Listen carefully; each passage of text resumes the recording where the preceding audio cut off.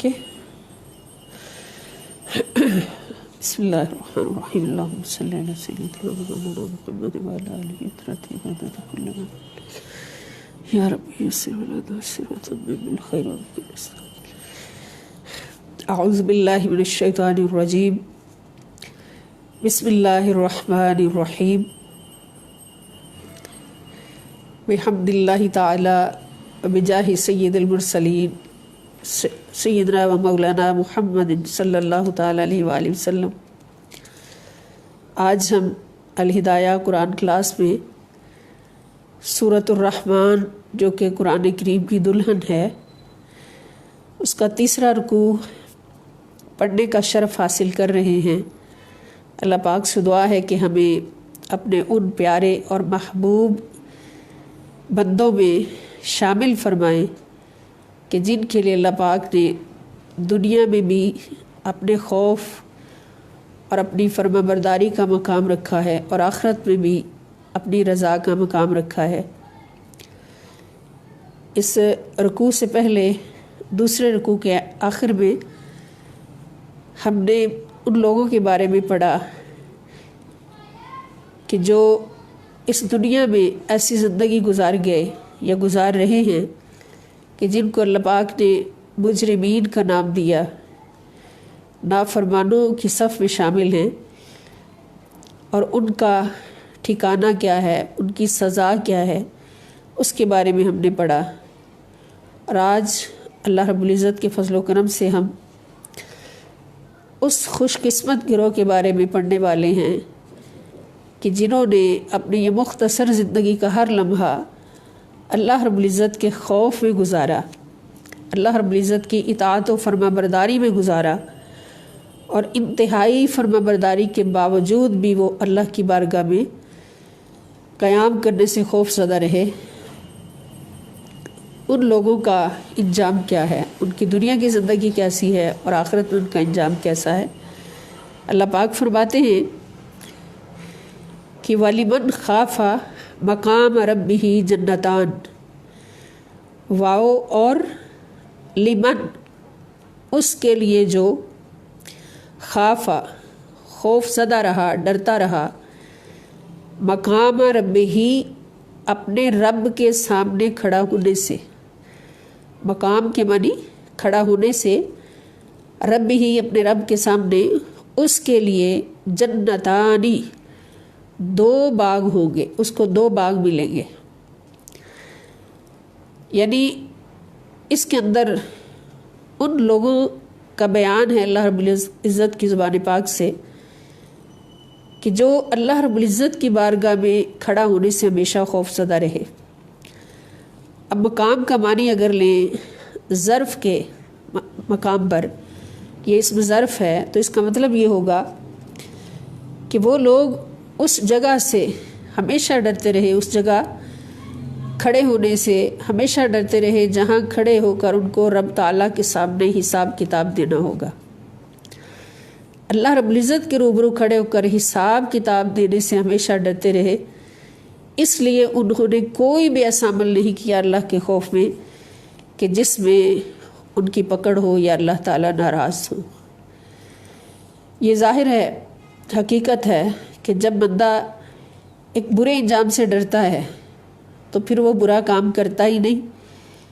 اسی لیے اللہ پاک نے وہ انجام پہلے ہی بتا دیے، برائی کے انجام بھی بتا دیے اور اچھائی کے انجام بھی اللہ پاک نے بتا دیے.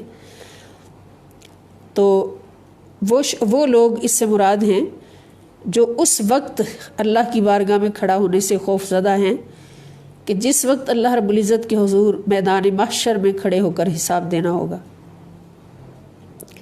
کہ حضور علیہ السلام فرماتے ہیں کہ نام عمل ہر کسی کا اس کے ہاتھ میں آ جائے گا. قرآن بھی ہمیں بتاتا ہے کہ میدان محشر میں جب ساری مخلوق اکٹھی ہو جائے گی، ایک تیز ہوا چلے گی اور ہر شخص کا نام عمل اس کے ہاتھ میں آ جائے گا.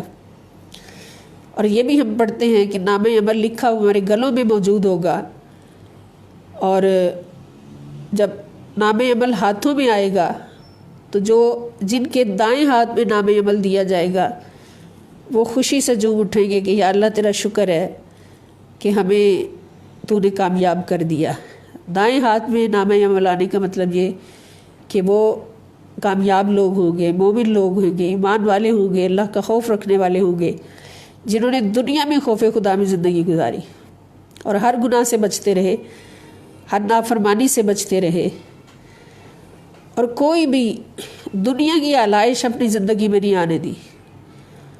हज़ार आरज़ुएँ उनके सामने आई, हज़ार हुस्न आए, रंगीनियाँ आई, स्टेटस आए, लेकिन उन्होंने हर चीज़ को सिर्फ़ और सिर्फ अल्लाह रब्बुल इज़्ज़त की मोहब्बत में और अल्लाह के खौफ में ठुकरा दिया। और अल्लाह रब्बुल इज़्ज़त के खौफ में रहकर हर कदम उठाया कि हर कदम ये सोचते हुए उठाया कि यहाँ भी हमारा रब नाराज़ ना हो जाए, नाराज़ ना हो जाए। अल्लाह की रज़ा के लिए हर कदम उठाया और पूरी ज़िंदगी गुजारी, तो उनके दाएं हाथ में नाम अमल आएगा। और जिन्होंने अपनी मानमानियाँ की, नफ्स की ग़ुलामी की, बातिल की ग़ुलामी की और दुनियादारी में सब कुछ उन्होंने सौदे किए और अल्लाह रब्बुल इज़्ज़त की मोहब्बत और खौफ को बिल्कुल भुला दिया, तो उनके नाम अमल उनके बाएं हाथ में आएंगे। फिर वो रोएंगे, चीखेंगे कि ये क्या हो गया, हम तो नाकाम हो गए। तो फिर हर किसी ने अपने नाम अमल के साथ अल्लाह ताला के हुजूर हाजिर होकर हिसाब देना होगा, और उस हिसाब के तहत फिर उसका फ़ैसला होगा कि उसका जाना किधर है, ठिकाना किधर है। आया दाईं तरफ जन्नत की तरफ उसका ठिकाना है या बाईं तरफ दोज़ख की तरफ उसका ठिकाना है। नाउज़ु बिल्लाह मिन। तो आज जो लोग अल्लाह रब्बुल इज़्ज़त के खौफ में रहते हैं और कोई भी ऐसा अमल, कोई फ़ेल उनसे सरजद नहीं होता कि जिससे अल्लाह पाक नाराज़ हो जाए या अल्लाह ताला से दूरी हो जाए या उनका ज़ाहिर व बातिन नापाक हो जाए, वैसा कोई अमल नहीं करते, तो अल्लाह पाक फरमाते हैं उनके लिए 2 बाग होंगे, 2 जन्नतें होंगी। और अगर लफ्ज़ मुकाम को तो इसके 2 मानी बनते हैं। एक मानी ये है कि वो लोग हर वक्त इस बात से खौफज़दा रहते हैं कि उनका रब उनकी निगरानी कर रहा है। इस बात पर तो हर मुसलमान का एतकाद है, ईमान है कि अल्लाह देख रहा है, कोई चीज़ भी अल्लाह की निगाह से पोशीदा नहीं है, हर राज को वो जानता है। तो वो इस बात से खौफज़दा रहते हैं कि अल्लाह ताला हमारी निगरानी फरमा रहा है, हमारे हर कौल और फ़ेल को से वो बाखबर है, वो जानता है। इसलिए वो कोई ऐसा अमल नहीं करते जो अल्लाह ताला की मर्ज़ी के ख़िलाफ़ हो। अल्लाह पाक ने फरमाया हर हराम से बचना है, हराम कमाई से भी बचना है, हराम बोलने से भी बचना है, हराम देखने से भी बचना है, हराम पहनने से भी बचना है। हमें पता है सब कुछ कि हलाल क्या हराम क्या है। तो जो लोग हर हराम को अल्लाह के खौफ से छोड़ देते हैं और हर वक्त ज़िंदगी गुजारती है सोचते हैं अल्लाह देख रहा है, अल्लाह देख रहा है, अल्लाह हमारी निगरानी कर रहा है, अल्लाह ताला हमारे हर कौल व फ़ेल को देख रहा है, तो फिर वो गुनाह कैसे कर सकते हैं? फिर उनकी ज़िंदगी पाक गुजरती है। तो अल्लाह पाक फरमाते हैं उनके लिए फिर क्या सिला है? उनके लिए जन्नतान, 2 जन्नतें हैं, 2 बाग हैं।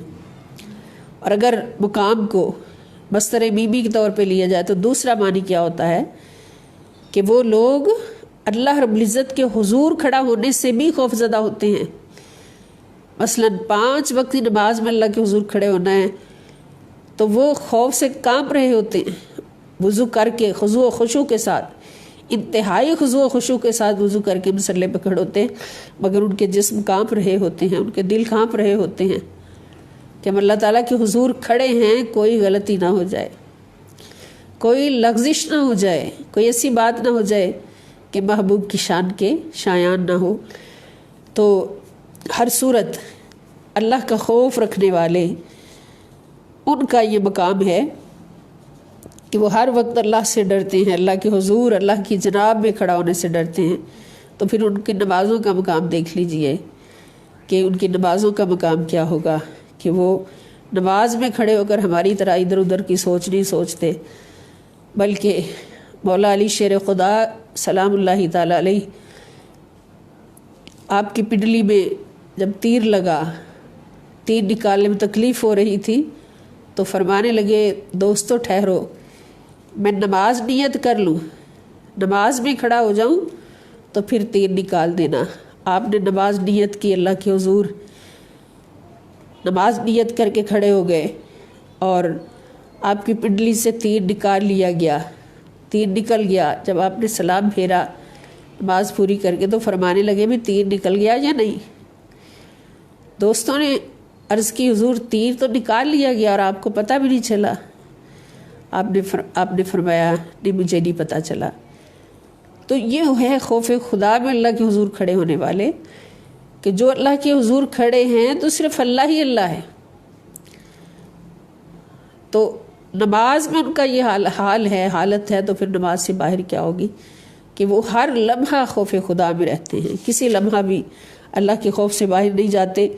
حضرت سیدنا ابو بکر صدیق رضی اللہ تعالیٰ عنہ جیسے ہستی کہ جو عشق میں بھی کمال پہ ہیں، ایمان میں بھی کمال پہ ہیں، اللہ کی رضا میں بھی کمال پہ ہیں، اور اللہ کی دوستی میں بھی، صداقت میں بھی کمال پہ ہیں، ایک روز قیامت کے بارے میں سوچنے لگے، میزان، جنت اور دوزخ وغیرہ اور واقعات حائلہ پر غور کرتے کرتے لرز اٹھے اور کہنے لگے کہ اے کاش میں چارہ ہوتا، اے کاش میں چارہ ہوتا، کوئی جانور آ کے مجھے کھا لیتا، اے کاش میں مٹی ہوتا، میں پیدا ہی نہ ہوتا، پیدا ہوا ہوں تو حساب دینا پڑے گا۔ یہ ابو بکر صدیق رضی اللہ تعالیٰ عنہ کا حال، اور اکثر حول قیامت اور اللہ تعالیٰ کے جلال کا خیال کر کے بے قرار ہوتے رہے۔ تو اس وقت پھر ان کے حق میں یہ آیت مبارکہ نازل ہوئی، سبحان اللہ، قربان جائیں، کہ ابو بکر صدیق رضی اللہ تعالیٰ عنہ کہ جن کے ایمان میں وہ کمال ہے کہ انبیاء کے بعد ان کا ایمان سب سے بلند ہے، مومنین میں سب سے بلند ہے ان کا ایمان، پھر عشق میں کمال ہے، قربانیوں میں کمال ہے، ہر لمحہ ہر سانس قربان ہے تو خدا پر اور مصطفیٰ پر صلی اللہ علیہ وآلہ وسلم۔ تو ان کے حق میں پھر ان کا خوف دیکھیں تو اس سے ہمیں یہ معلوم ہوتا ہے، یہ حقیقت کھل کر سامنے آتی ہے کہ جتنا کوئی خدا کے زیادہ قریب ہوتا ہے، اپنے رب کے زیادہ قریب ہوتا ہے، اتنا ہی اس کا دل خدا کے خوف سے بھرا ہوتا ہے۔ اور یہ بات یاد رکھیں کہ اگر دل خوف سے بھرا ہے، اللہ کے خوف سے بھرا ہے، اور خوف خدا میں رہتے ہوئے، دل میں خوف خدا میں ہوتے ہوئے اس شخص کا ہاتھ کوئی بھی اللہ کی مرضی کے خلاف عمل نہیں کرتا، غیر شرعی عمل اس کی زندگی میں داخل ہی نہیں ہوتا، تو پھر وہ یقین کر لے کہ وہ اللہ کے قریب ہے، اللہ تعالیٰ کے قریب ہے۔ اور جتنا خوف زیادہ ہوگا اتنا قرب زیادہ ہوگا، جتنا قرب زیادہ ہوگا اتنا خوف زیادہ ہوگا۔ اور اگر دل بے خوف ہے اللہ رب العزت سے، اللہ کی بارگاہ میں نعوذ باللہ، کروڑ بار نعوذ باللہ دل بے خوف ہے، دل میں خوف نہیں، اور گناہ کرنا آسان ہے، گناہ کی لذت لینا آسان ہے، گناہ کو پسند کرنا آسان ہے، تو پھر یہ جان جائیں کہ وہ دل خدا سے دور ہے، وہ دل خدا کے قریب نہیں ہے، بلکہ وہ دل خدا سے دور ہے۔ تو خدا کے قرب کی پہچان کرنی ہے تو وہ اسی میں ہے کہ اتنا ہی زیادہ خوف خدا دل میں ہوگا، جیسے امام زین العابدین رضی اللہ تعالی عنہ، ان پر ہماری زندگیاں قربان، ہماری نسلیں قربان، سب کچھ قربان۔ ان کا مقام دیکھیں کیا ہے، قرب خدا میں کیا مقام ہے، اور خانہ کعبہ کا غلاف پکڑتے ہوئے اس قدر رو رہے ہیں، اللہ میں گناہ گار مجھے بخش دے، اے اللہ میں گناہ گار مجھے معاف فرما دے، مجھے معاف فرما دے، مجھے معاف فرما دے۔ تو اس وقت کا کوئی بادشاہ وہاں پہ طواف کر رہا تھا، وہ بھی سن کر رونے لگا کہ پتہ نہیں یہ کتنا بڑا کوئی گناہ گار شخص ہے، اللہ پاک اس کو معاف فرما دے، بخش دے۔ طواف پورا کرنے کے بعد اس کی خواہش ہوئی کہ میں دیکھوں یہ کون ہے، جب دیکھا تو اس کی چیخیں نکل گئیں اور خود بے ہوش ہو گیا کہ وہ رونے والا کون تھا۔ اللہ کی بارگاہ میں رونے والا وہ کوئی اور نہیں تھا، وہ مولا علی شیر خدا کا پوتا ہے، وہ محمد رسول اللہ صلی اللہ تعالی علیہ وآلہ وسلم کا نواسا، اور حسین ابن علی کا بیٹا امام زین العابدین، کہ خدا کا خوف جتنا زیادہ ہوتا ہے، جتنا خدا کا قرب زیادہ ہوتا ہے، اتنا خدا کا خوف زیادہ ہوتا ہے۔ تو اللہ پاک فرماتے ہیں کہ ایسے لوگوں کے لیے 2 جنتیں ہیں، 2 باغ ہیں۔ اب یہ 2 باغ جو ہیں یہ کون کون سے ہوں گے؟ تو مفسرین کرام فرماتے ہیں ایک باغ ان میں سے وہ ہوگا جس میں ان کی رہائش ہوگی۔ جنت عدن کے اندر ایک باغ وہ ہوگا جس میں ان کا رہائشی محل ہوگا، جہاں وہ اپنے اہل و عیال کے ساتھ، اہل خانہ کے ساتھ رہیں گے، اور دوسرا وہ محل ہوگا جہاں ان کی عام نشست ہوگی۔ جیسے بڑے بڑے دنیا داروں کی بڑی بڑی حویلیاں ہوتی ہیں پنچایتوں کے لیے اور دوستوں کی مجلسوں کے لیے، اور ایک بڑا بنگلہ ہوتا ہے رہنے کے لیے، تو اللہ کے خوف میں زندگی گزارنے والوں کے لیے 2 محل ہوں گے، 2 جنتیں ہوں گی۔ ایک جنت جس میں ان کے رہائشی محل ہوں گے اور اپنے اہل خانہ کے ساتھ وہاں پہ رہیں گے، اور دوسری جنت جہاں پر ان کی عام نشست ہوگی، جس کے بارے میں قرآن کریم فرماتا ہے کہ یتنازعون فیہا کأس لا لغو فیہا ولا تاثیم، اس کا دلکش سما ہوگا کہ ایک دوسرے کو جام پیش کیے جائیں گے، شراب طہورہ کے، جنتی نہروں کے جام پیش کیے جائیں گے، جن میں نہ نشہ ہوگا، نہ کوئی لغو بات ہوگی، بلکہ وہاں پر سرور ہی سرور ہوگا، رضائے خداوندی کا سرور ہوگا، قرب خداوندی کا سرور ہوگا، قرب مصطفیٰ صلی اللہ علیہ وسلم کا سرور ہوگا۔ تو یہ ان لوگوں کے لیے بہاریں ہوگی جو اس دنیا میں رہتے ہوئے، اس مختصر زندگی کو گزارتے ہوئے اللہ کے خوف میں رہے، اور کوئی بھی گناہ انہوں نے کرنا گوارا نہیں کیا، کوئی بھی حرام کی طرف ان کی نظر نہیں اٹھی۔ فَبِأَيِّ آلَاءِ رَبِّكُمَا تُكَذِّبَانِ، بس تم دونوں اپنے رب کی کون کون سی نعمتیں جھٹلاؤ گے؟ تو اس کا جواب ہم دیتے ہیں کہ وَلَا بِشَيْءٍ مِّن نِعَمِكَ رَبَّنَا نُكَذِّبُ فَلَكَ الْحَمْدُ، اے اللہ ہم تیری نعمتوں میں سے کسی کو بھی نہیں جھٹلاتے، بس ساری تعریف تیرے لیے ہے۔ اور میں نے عرض کیا تھا کہ حضور صلی اللہ علیہ وسلم فرمایا جب بھی یہ آیت مبارکہ آئے تو اس کا جواب ضرور اس طرح سے دیا کرو کہ وَلَا بِشَيْءٍ مِّن نِعَمِكَ رَبَّنَا نُكَذِّبُ فَلَكَ الْحَمْدُ۔ ذواتا افنان، ذواتا یہ ذاتہ کی جمع ہے مؤنث کے لیے، یعنی وہ دونوں، افنان ٹہنیاں، فنن کی جمع ہے افنان، یعنی وہ دونوں باغ جن کا ذکر گزرا ہے یہ پھلوں سے لدی ہوئی ٹہنیوں والے ہوں گے، یعنی ان کے اندر ایسے درخت ہوں گے جن کے اندر بے شمار ٹہنیاں ہوں گی، اور وہ ٹہنیاں پھلوں سے لدی ہوئی ہوں گی، کثیر پھل ہوں گے ان ٹہنیوں پر۔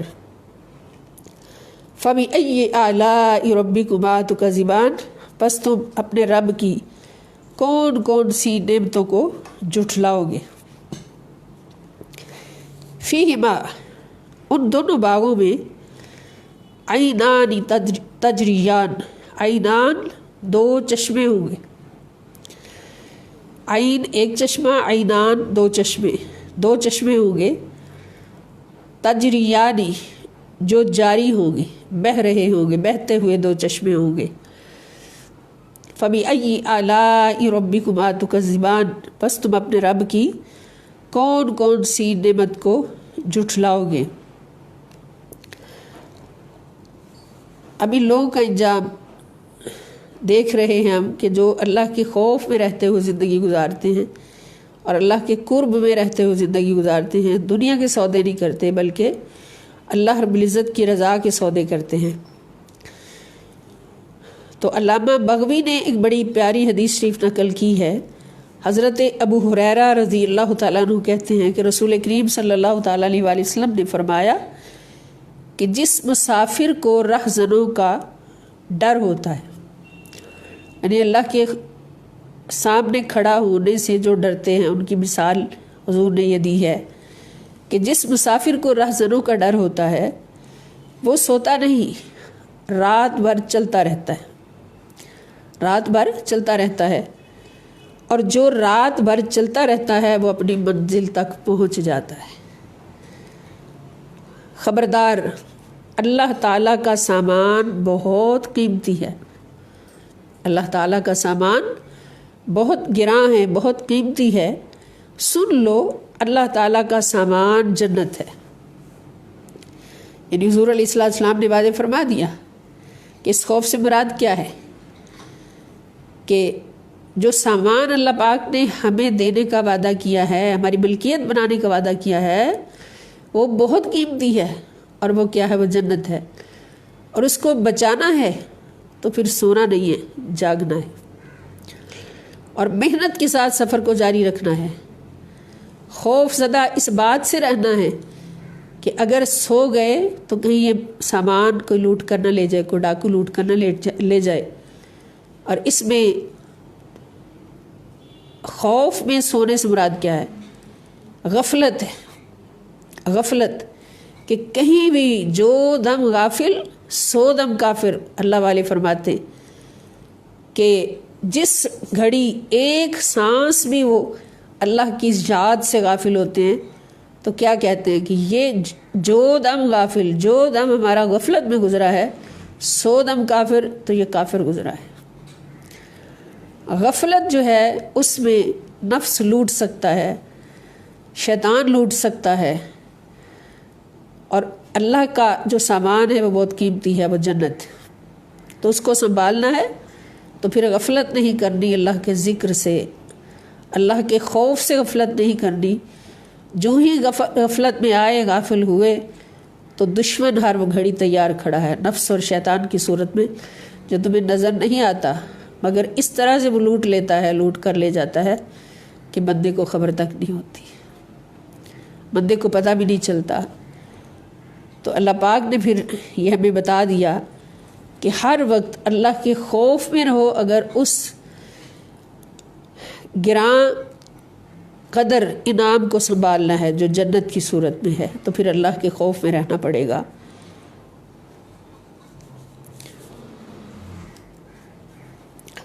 تو ان باغوں میں 2 چشمے جاری ہوں گے، فَبِأَيِّ آلَاءِ رَبِّكُمَا تُكَذِّبَانِ، تو تم اپنے رب کی کون کون سی نعمتوں کو جھٹلاؤ گے؟ تو اب ہم نے کیا کہنا ہے؟ وَلَا بِشَيْءٍ مِّن نِّعَمِكَ رَبَّنَا نُكَذِّبُ فَلَكَ الْحَمْدُ فِيهِمَا مِن كُلِّ فَاكِهَةٍ زَوْجَانِ۔ فِيهِمَا، فی کے معنی میں ہما، وہ دونوں باغ، ان دونوں باغوں میں من کل فاکہۃ، ہر قسم کے پھل ہوں گے، ہر قسم کے، ہر طرح کے پھل ہوں گے، میوے ہوں گے۔ زوجان، جن کی 2 قسمیں ہوں گی، ہر پھل کی 2 قسمیں ہوں گی۔ ہر پھل کی ایک قسم وہ ہوگی کہ جس کو جنتی جانتے ہوں گے، انشاءاللہ الکریم ہم جنتی اس کو جانتے ہوں گے، اور دوسری قسم وہ ہوگی جو جنت میں ہی پیدا ہوگا۔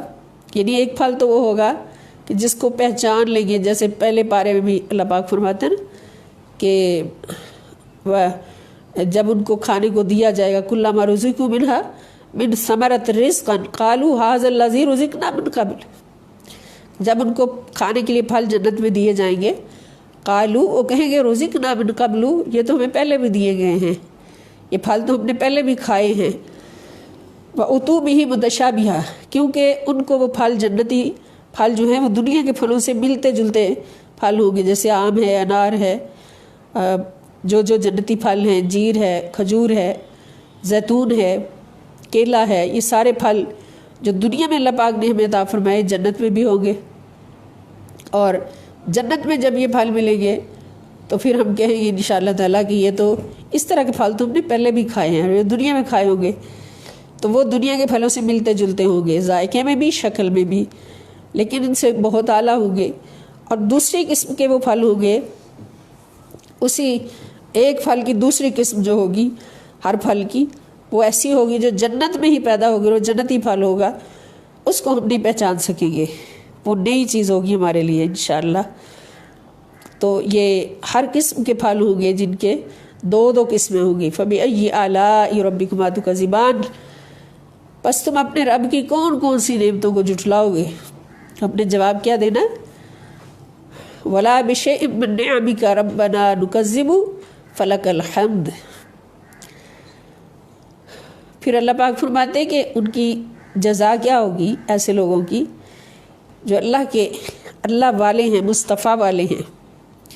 متکئین علی فرش بطائنها من استبرق، متکئین وہ تکیہ لگائے ہوں گے، ٹیک لگا کر بیٹھے ہوں گے، سبحان اللہ، علی پر، فرشن فرش کی جمع ہے بستر، فرش عربی میں بستر کو کہتے ہیں، فروش اس کی جمع ہے، بستروں پر تکیہ لگائے بیٹھے ہوں گے، بطائنها جن کے استر کہتے ہیں جو جیسے آپ نے بیڈ شیٹ بچھائی ہوئی ہے بیڈ پہ، تو بیڈ شیٹ بعض ڈبل بنی ہوتی ہیں، اوپر ایک اور کپڑا ہوتا ہے، اندر ایک اور کپڑا ہوتا ہے، تو ان کا استر جو ہے یعنی اندر کا حصہ جو ہے من استبرق وہ قنادیز کا بنا ہوگا۔ قنادیز کہتے ہیں موٹے ریشم کو، یعنی ان کے استر جو ہیں بستروں کے اندر کے حصے جو ہیں وہ موٹے ریشم کے ہوں گے، سبحان اللہ، جنتی ریشم، اس کی مثال دنیا میں کہاں مل سکتی ہے کہ ہم کہہ دیں کہ فلاں ریشم کی طرح، تو ان کے استر جو ہیں وہ قنادیز کے ہوں گے یعنی موٹے ریشم کے ہوں گے، سبحان اللہ۔ وَجَنَى الْجَنَّتَيْنِ دَانٍ، جنا کے معنی ہے ایسے پھل، اس کا مطلب ہے پھل، اور وہ پھل جس کو توڑنا نہ پڑے بلکہ چن کے اتار لیں۔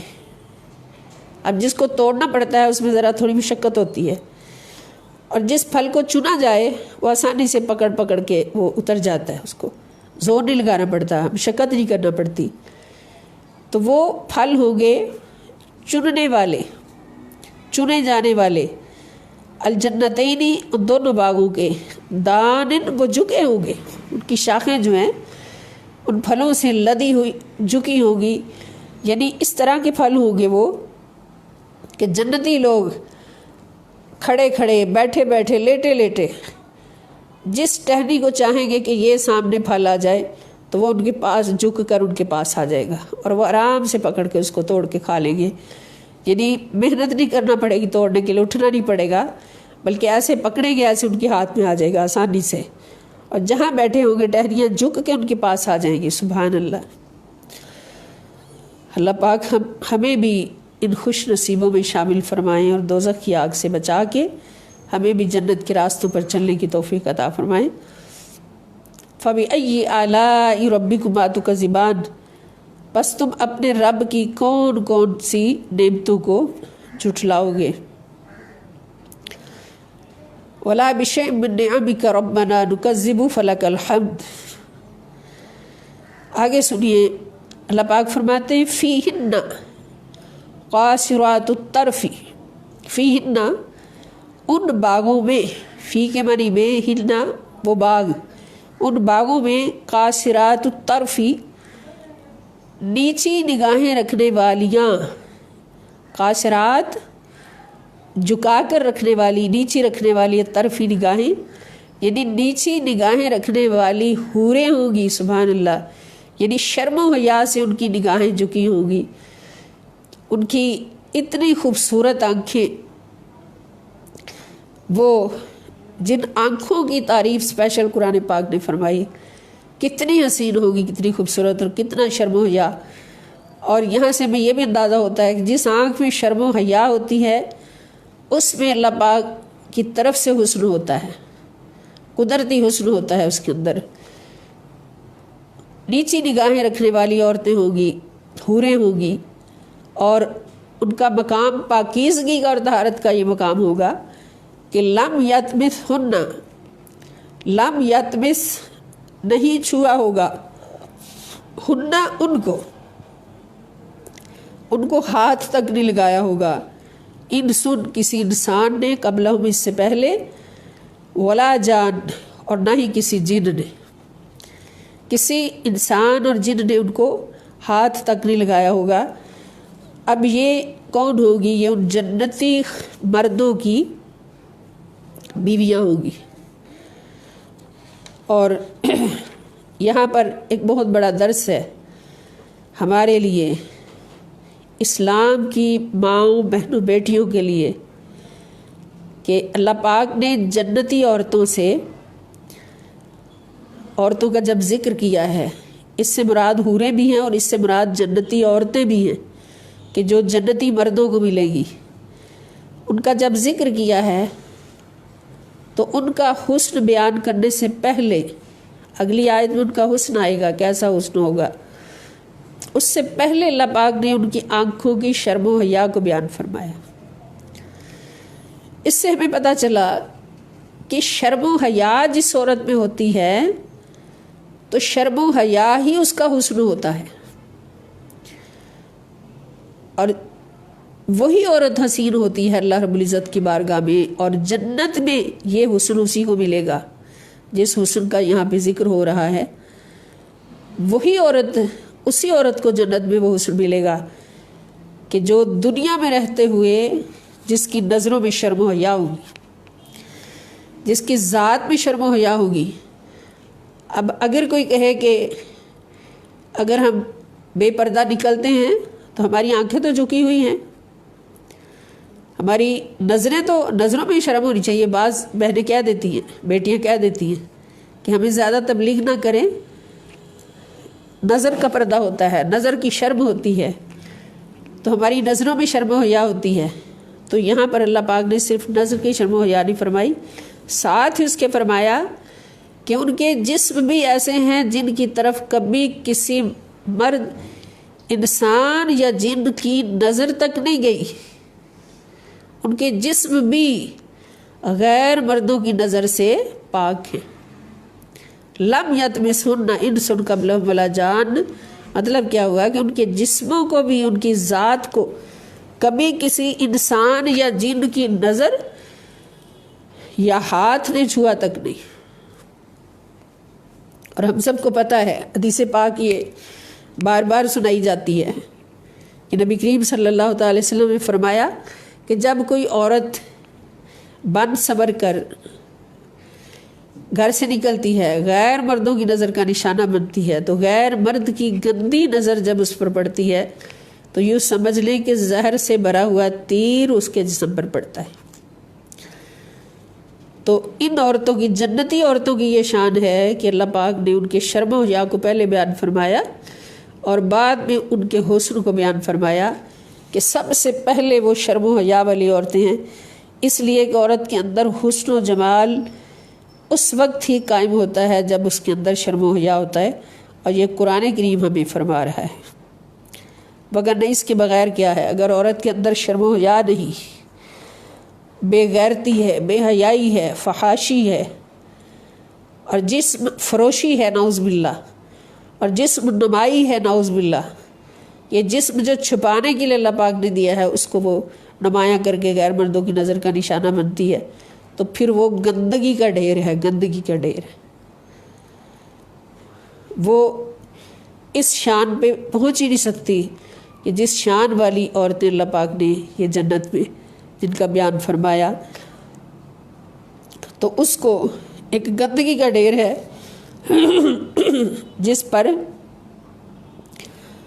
کوئی جانور تو آ کر لپک سکتے ہیں، مگر کوئی انسان جو ہے ذی شعور وہ ان کو اپنا نہیں سکتا۔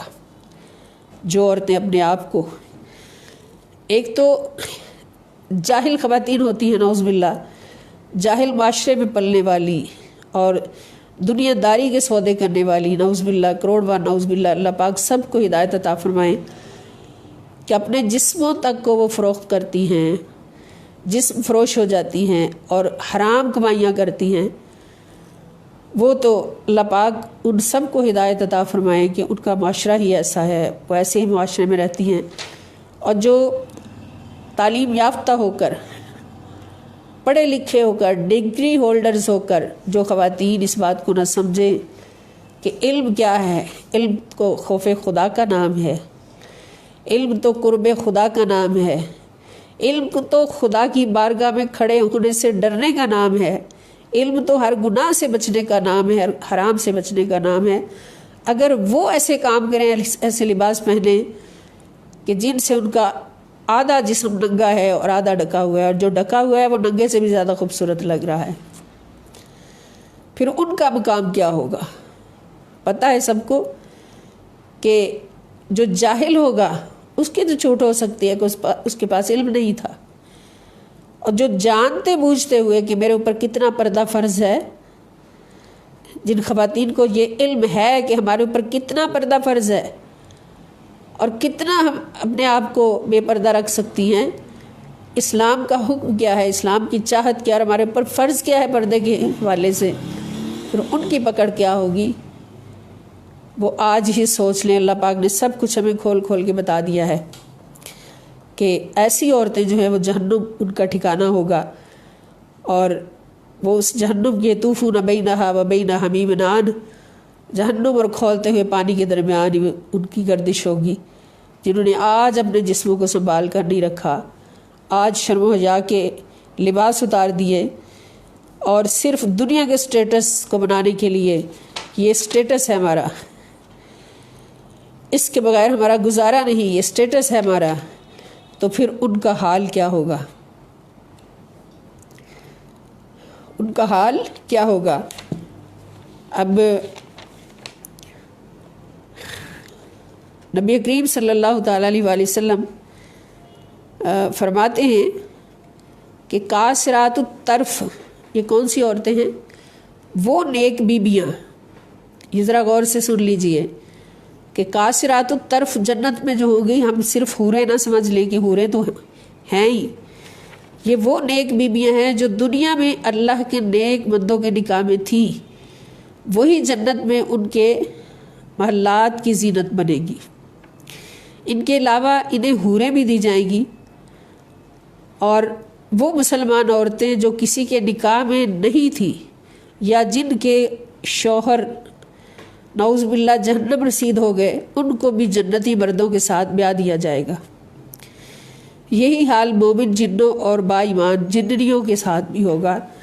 یعنی جو دنیا میں نیک بندوں کے ساتھ منکوحہ تھی اور انہوں نے نیکیوں میں زندگی گزاری، اللہ کے خوف میں زندگی گزاری، تو اس سے مراد وہ عورتیں بھی ہیں قاصرات الطرف، جھکی ہوئی نگاہوں والی، کہ انہوں نے دنیا میں شرم و حیا سے زندگی گزاری، تو وہ نیک بندوں کے حصے میں آئیں گی. اور یہ سنا ہے نبی پاک صلی اللہ علیہ وسلم کی حدیث مبارکہ میں کہ ہر جنتی مرد کے لیے 2 دنیا کی بیویاں ہوں گی، نیک بیویاں، جنتی بیویاں، اور باقی حوریں جتنی اس کے ایمان اور اعمال کے حساب سے اس کے حصے میں آئیں گی.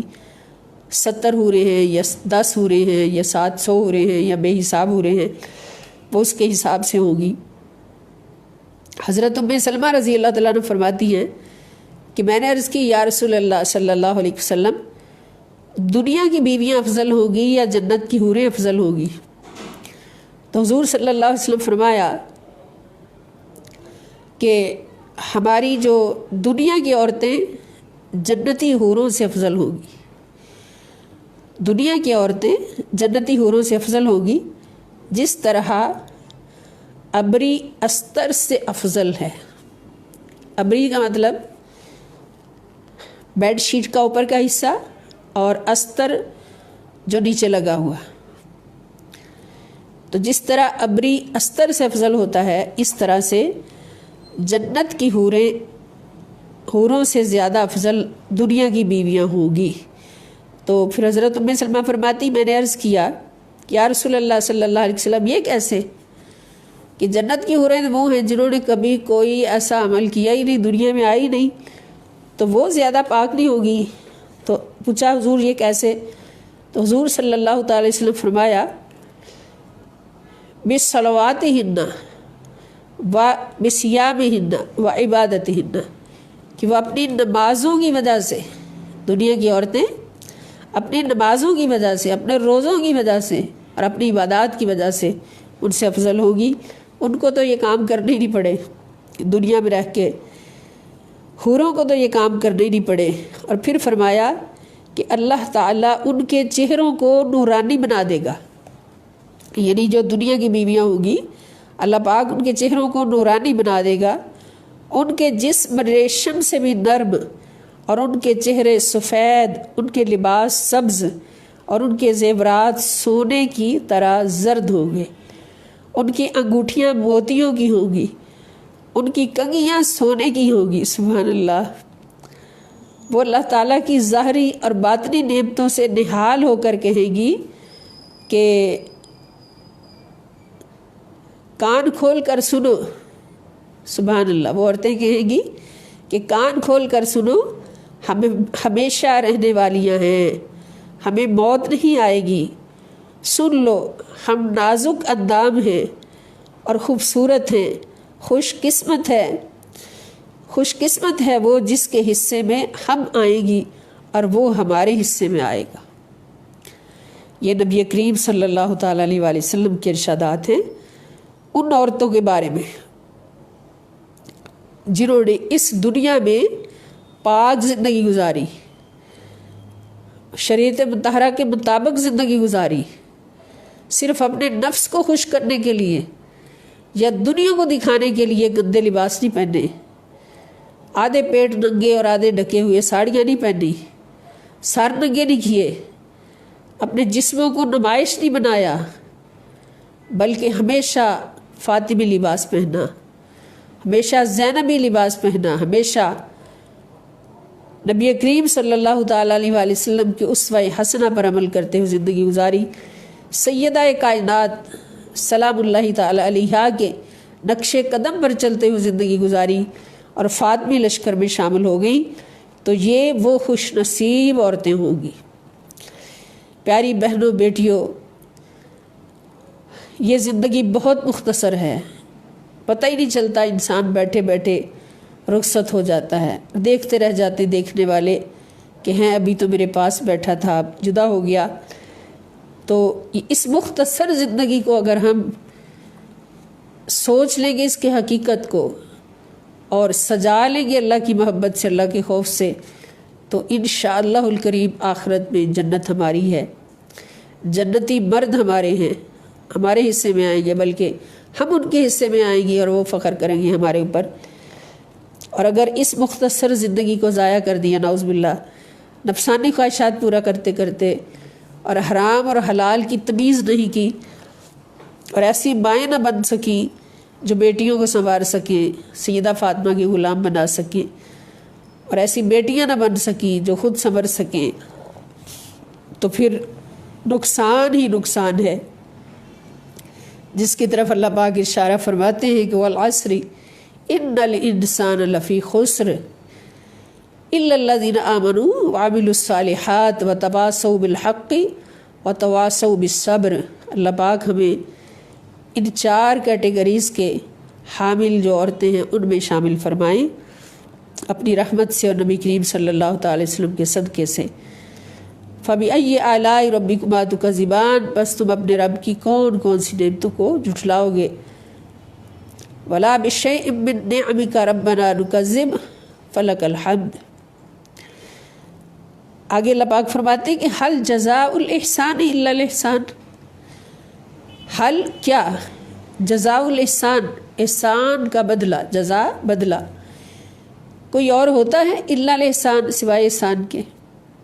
یعنی اگر ایک بندہ احسان کرتا ہے تو دوسرے پر فرض ہوتا ہے کہ اس کا بدلہ بھی احسان کے ساتھ دے۔ تو یہاں احسان کرنے والا کون ہے اور بدلہ دینے والا کون ہے؟ احسان کرنے والا ہے بندہ۔ اور احسان کیا ہوتا ہے کہ جتنا فرض کیا ہے اللہ پاک نے کوئی عمل، اس کو اس کی اللہ کی محبت میں، اللہ کے خوف میں اس سے کہیں بڑھ کے سجا کے پیش کیا جائے، کہیں زیادہ بڑھ کے اور سجا کے پیش کیا جائے۔ تو اللہ پاک فرماتے ہیں کہ جو بندے احسان کرتے ہیں مجھ پر تو میں ان کا بدلہ پھر احسان سے دوں گا نا۔ اور یہاں سوچ لیجئے کہ بندہ اپنی شان سے احسان کرتا ہے، عبادت کا حق ادا کرتا ہے، بندہ اپنی شان سے عبادت کا حق ادا کرتا ہے، احسان کرتا ہے، اور اللہ رب العزت اپنی شان سے نوازتا ہے۔ بندے نے یہاں پر یہ چند سال کی زندگی احسان بنا کر گزاری تو اللہ پاک نے دائمی زندگی، ہمیشہ کی زندگی، جو کبھی نہ ختم ہونے والی زندگی، اس زندگی کے بدلے وہ زندگی عطا فرمائی۔ اور پھر جو عبادات ہم نے کی، جتنی اللہ نے فرض کی اور احسان کیا اور اللہ کے خوف میں رہتے زندگی گزاری، تو اس کا بدلہ کس صورت میں دیا؟ اس کا بدلہ عالی شان جنتوں کی صورت میں دیا، جو جنتیں ابھی ہم نے پڑھی ہیں۔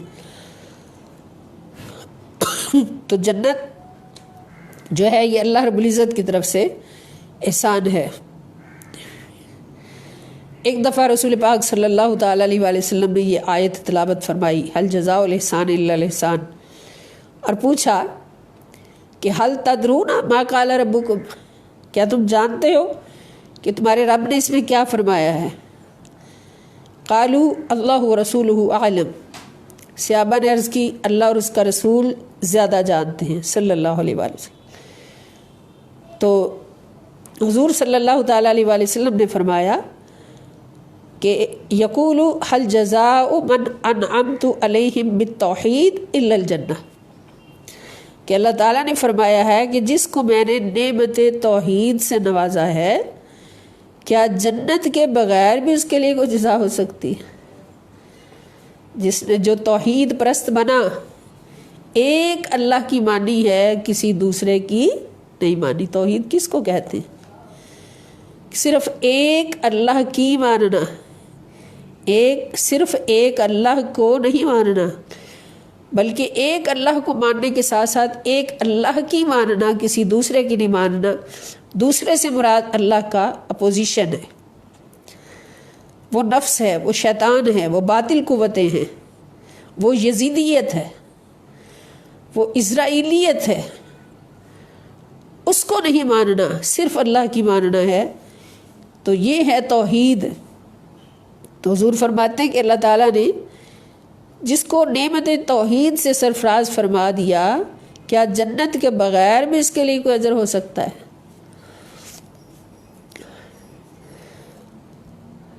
فَبِأَيِّ آلَاءِ رَبِّكُمَا تُكَذِّبَانِ، بس تم اپنے رب کی کون کون سی نعمتوں کو جھٹلاؤ گے؟ وَلَا بِشَيْءٍ مِّن نِّعَمِكَ رَبَّنَا نُكَذِّبُ فَلَكَ الْحَمْدُ وَمِن دُونِهِمَا جَنَّتَانِ، اور ان دو کے علاوہ بھی دو باغ ہوں گے۔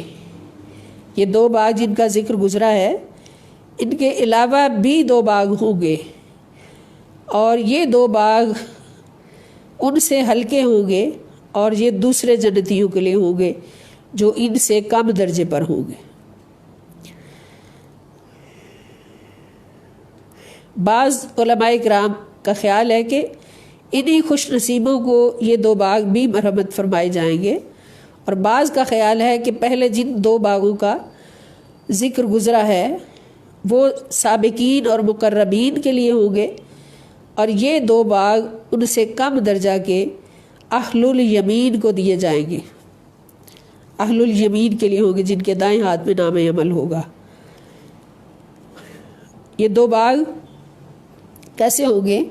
وَمِن دُونِهِمَا جَنَّتَانِ، اور ان دو پہلے دو باغوں کے علاوہ بھی دو باغ ہوں گے۔ فَبِأَيِّ آلَاءِ رَبِّكُمَا تُكَذِّبَانِ، بس تم اپنے رب کی کون کون سی نعمتوں کو جھٹلاؤ گے؟ وَلَا بِشَيْءٍ مِّن نِّعَمِكَ رَبَّنَا نُكَذِّبُ فَلَكَ الْحَمْدُ مُدْحَامَّتَانِ، یہ دونوں باغ بہت سرسبز و شاداب ہوں گے۔ یعنی مدحامتان، یہ دونوں باغ بہت سرسبز و شاداب ہوں گے، باغ و بہار ہوں گے، اور گرین گراؤنڈز ہوں گے۔ فَبِأَيِّ آلَاءِ رَبِّكُمَا تُكَذِّبَانِ، بس تم اپنے رب کی کون کون سی نعمتوں کو جھٹلاؤ گے؟ وَلَا بِشَيْءٍ مِّن نِّعَمِكَ رَبَّنَا نُكَذِّبُ وَلَكَ الْحَمْدُ فِيهِمَا عَيْنَانِ نَضَّاخَتَانِ، فِيهِمَا، ان دونوں باغوں میں، عینان، دو چشمے ہوں گے۔ عین ایک چشمہ ہوتا ہے، عینان دو چشمے ہوں گے، نضاختان جن کے پانی جوش سے ابل رہے ہوں گے، ابلتے ہوئے یعنی اچھلتے ہوئے چشمے جاری ہوں گے۔ فَبِأَيِّ آلَاءِ رَبِّكُمَا تُكَذِّبَانِ، پس تم اپنے رب کی کون کون سی نعمتوں کو جھٹلاؤ گے۔ وَلَا بِشَيْءٍ مِّن نِّعْمِكَ رَبَّنَا نُكَذِّبُ فَلَكَ الْحَمْدُ فِيهِمَا فَاكِهَةٌ وَنَخْلٌ وَرُمَّانٌ، ان دونوں باغوں میں بھی، فیہما ان دونوں باغوں میں، فاکہۃ میوے ہوں گے، پھل ہوں گے، ونخل اور کھجوریں ہوں گی، ورمان اور انار ہوں گے، انار بھی جنتی پھل ہے۔ فَبِأَيِّ آلَاءِ رَبِّكُمَا تُكَذِّبَانِ، پس تم اپنے رب کی کون کون سی نعمتوں کو جھٹلاؤ گے۔ وَلَا بِشَيْءٍ مِّن نِّعْمِكَ رَبَّنَا نُكَذِّبُ فَلَكَ الْحَمْدُ فِيهِنَّ خَيْرَاتٌ حِسَانٌ، فِيهِنَّ ان باغوں میں، خیرات بڑی نیک سیرت، خیرات نیکیاں کرنے والی، نیک سیرت، حسان، حسان حسینہ کی جمع، حسین کی جمع یعنی خوبصورت، یعنی نیک سیرت اور نیک صورت، اچھی سیرت والی اور اچھی صورت والی خواتین ہوگی، حوریں ہوگی۔ فَبِأَيِّ آلَاءِ رَبِّكُمَا تُكَذِّبَانِ، پس تم اپنے رب کی کون کون سی نعمتوں کو جھٹلاؤ گے۔ وَلَا بِشَيْءٍ مِّن نِّعْمِكَ رَبَّنَا نُكَذِّبُ فَلَكَ الْحَمْدُ، یعنی ان باغوں میں بھی حوریں ہوگی، پھل ہوگے، ہر قسم کے باغات ہوگے، سبزہ ہوگا، نہریں ہوگی، چشمے ہوگے، اور حور مقصورات فی الخیام، حور وہ حوریں، مقصورات جو پردہ دار ہوگی، فی الخیام خیموں کے اندر، یعنی پردے میں رہنے والی، خیموں کے اندر سے مراد کیا کہ پردوں میں رہنے والی با حیا حوریں ہوگی، یعنی وہ آوارہ پھرنے والیاں نہیں ہوگی، بلکہ اپنے اپنے خیموں میں جلوہ افروز رہتی ہیں، اور ان کے ظاہری اور باطنی حسن و جمال سے ان کے خیموں کا گوشہ گوشہ معطر اور منور رہتا ہے، ان کے گھر کی فضا خوشی اور مسرت سے معمور رہتی ہے۔ یہ جنتی عورتیں، حوروں کی مثال دے کے ان جنتی عورتوں کا ذکر جو اس دنیا میں رہتے ہوئے اپنے گھروں میں پردے میں رہتی ہیں، اگر کہیں جانا نہ بھی پڑے تو پردے میں رہ کر مقصورات بن کے، اور آوارہ نہیں پھرتی، غیر مردوں کی نظروں کا نشانہ نہیں بنتی، بلکہ اپنے گھروں کی زینت بن کر، اپنے شوہروں کے لیے ساج بن کے اپنے گھروں کو منور اور معطر رکھتی ہیں، اور اپنے گھروں کی فضا کو خوشی اور مسرت سے بھر کے رکھتی ہیں۔ ایسی عورتیں اور ایسی حوریں ہوں گی ان جنتوں میں۔ فَبِأَيِّ آلَاءِ رَبِّكُمَا تُكَذِّبَانِ، پس تم اپنے رب کی کون کون سی نعمتوں کو جھٹلاؤ گے۔ وَلَا بِشَيْءٍ مِّن نِّعْمِكَ رَبَّنَا نُكَذِّبُ فَلَكَ الْحَمْدُ، اب ان عورتوں کا مقام کیا ہوگا؟ لَمْ يَطْمِثْهُنَّ إِنسٌ قَبْلَهُمْ وَلَا جَانٌ، کہ ان کو بھی اب تک لم يطمثهن نہیں چھوا ہوگا ان کو بھی، انسن کسی انسان نے، قبل ہم اس سے پہلے، ولا جان اور نہ کسی جن نے، کسی انسان اور کسی جن نے ان کو چھوا تک نہیں ہوگا، یعنی بہت ہی پاکیزہ ہوگی، بہت ہی پاک صاف ستھری ہوگی، اور یہ دنیا میں جنہوں نے پاکی میں زندگی گزاری، شرم و حیا میں زندگی گزاری، اپنے شوہروں کے علاوہ کسی کی طرف تکنا بھی گوارا نہیں کیا اور نہ کسی کو اپنی طرف تکنے دیا۔ فَبِأَيِّ آلَاءِ رَبِّكُمَا تُكَذِّبَانِ، پس تم اپنے رب کی کون کون سی نعمتوں کو جھٹلاؤ گے۔ وَلَا بِشَيْءٍ مِّن نِّعْمِكَ رَبَّنَا نُكَذِّبُ فَلَكَ الْحَمْدُ مُتَّكِئِينَ عَلَى رَفْرَفٍ خُضْرٍ وَعَبْقَرِيٍّ حِسَانٍ، متقین وہ تکیہ لگائے بیٹھے ہوں گے، کون؟